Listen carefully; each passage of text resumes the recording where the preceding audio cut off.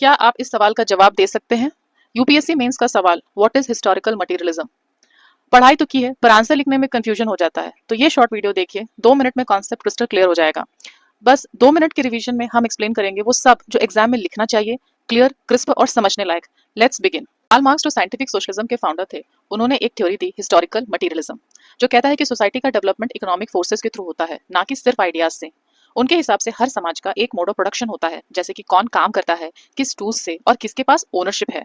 ये बनाता है बेस, और इसी बेस के ऊपर बनता है सुपर स्ट्रक्चर, यानी कि लॉज, पॉलिटिक्स, कल्चर, ये सभी।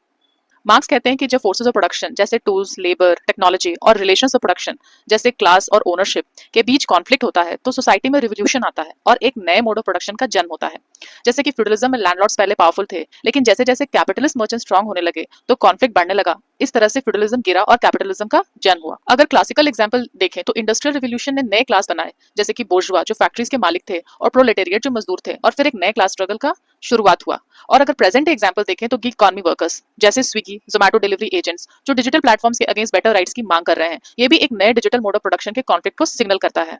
तो हिस्टोरिकल मटेरियलिज्म कहता है सोशल चेंज का असली ड्राइवर होता है मटेरियल रियलिटी, और ये थ्योरी आज भी रिलेवेंट है जब हम इनइक्वालिटी और मॉडर्न क्लास कॉन्फ्लिक्ट को समझने की कोशिश करते हैं। बस इतना ही। अब मार्क्स का हिस्टोरिकल मटेरियलिज्म आपको क्लियरली समझ आ गया होगा। ऐसे क्विक रिवीजन के लिए सब्सक्राइब जरूर करें। Thank you.